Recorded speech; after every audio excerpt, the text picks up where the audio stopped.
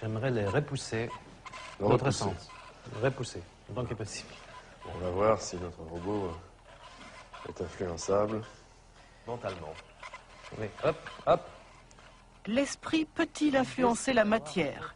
C'est pour répondre à cette question qu'un physicien allemand a conçu ce robot, baptisé générateur numérique aléatoire.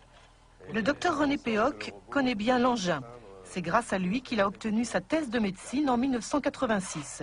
Des travaux révolutionnaires que Mario aimerait reproduire.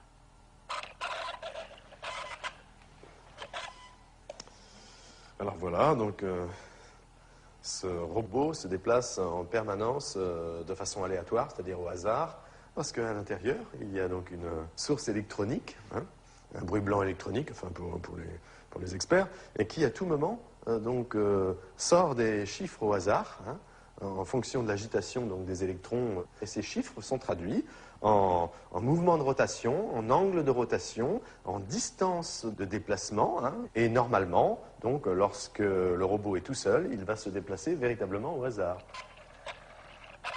Pourquoi on fait cette recherche? Ça rentre dans un cadre plus large qui est la question très actuelle. Quelle est la nature de la conscience? Hein, c'est la conscience, quel est son rapport avec le corps, avec le monde extérieur? Et le but ici, c'est de voir effectivement si la conscience, quelque part, s'étale en dehors de ce qu'on peut appeler le corps physique, le cerveau.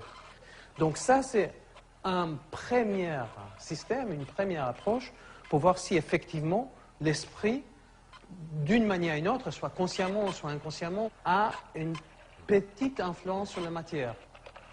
Toutefois, il s'éloigne un petit peu. Un tout petit peu. Il faut être patient et jamais se déconcentrer. C'est en étudiant des poussins que René Péoc a eu l'idée de sa thèse de médecine. Il travaille alors dans un laboratoire de biologie animale quand il découvre la théorie dite de l'empreinte, élaborée par le prix Nobel Konrad Lorenz. Fasciné, René vérifie d'abord la théorie sur lui-même avant de la tester avec le petit robot. Qu'est-ce que vous faites là, René? Eh bien, je conditionne un petit poussin pour qu'il m'adopte exactement comme si c'était sa mère. C'est la théorie de l'empreinte, hein, découverte par Konrad Lorenz, qui démontrait que des petits oiseaux pouvaient, dès la naissance, adopter n'importe quel objet qui bouge et qui fait du bruit à proximité de lui. Ça peut être un humain, ça peut être un robot. Là, en l'occurrence, avec ce poussin, c'est sur moi, et plus particulièrement d'ailleurs sur les chaussures. Et donc, il a absolument besoin de me voir régulièrement. Sinon, il va se laisser dépérir. C'est ainsi que la cave de René Péoc se transforme en poulailler. L'objectif du chercheur, conditionner des poussins pour qu'ils adoptent le générateur numérique aléatoire comme leur mère. Pour cela, chaque poussin doit passer au minimum 1 heure par jour pendant 1 semaine au contact du petit robot. Et ça marche. Il faut qu'il se reconditionne un petit peu. Privé de sa mère poule, dès la naissance, ce poussin développe une affection toute particulière pour le robot. Le but de l'expérience, c'est de mettre le poussin dans une cage transparente et de voir si le robot, qui normalement fonctionne au hasard dans toutes les directions, va avoir une trajectoire complètement perturbée, soit vers la cage, soit à l'opposé. Donc, va-t-il y avoir une influence de la pensée du poussin pour attirer le robot, ou est-ce que c'est impossible ?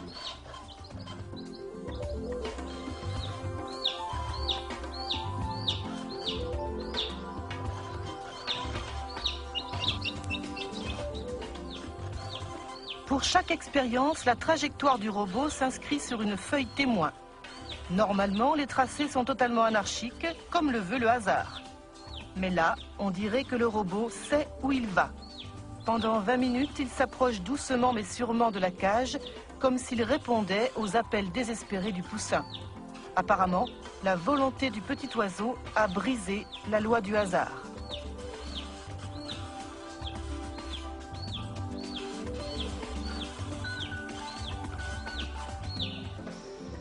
Pendant 4 ans, René Péoc réalise 600 expériences avec 2500 poussins. 17 ans plus tard, il a conservé les tracés comme autant de pièces à conviction.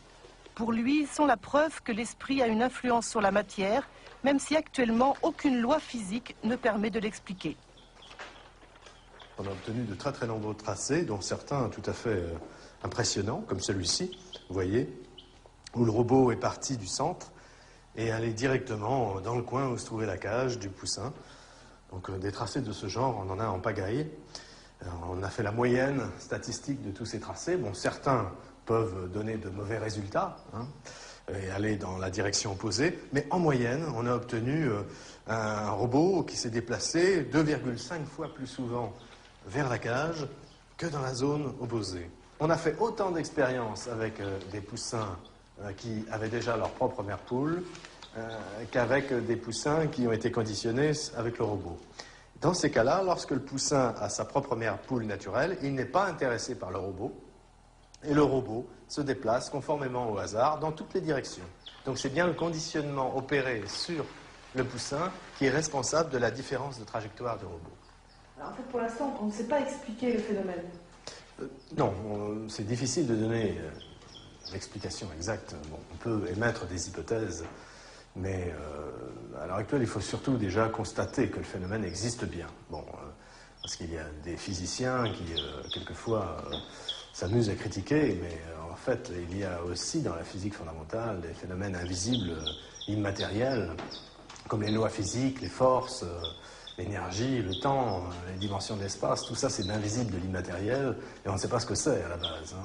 Bien là, la pensée, c'est le même type de phénomène. On ne la constate que par ses effets sur la matière, mais c'est invisible et immatériel. Hein. Et on s'aperçoit que l'homme ou l'animal peut interférer, peut biaiser les règles du hasard, de façon à ce que ce hasard lui soit favorable, dans le sens qu'il désire. Est-ce qu'il est difficile en France de choisir un tel thème comme sujet de doctorat? C'est assez difficile, effectivement, parce que d'abord, on compromet sérieusement sa carrière. Ah non. Oui.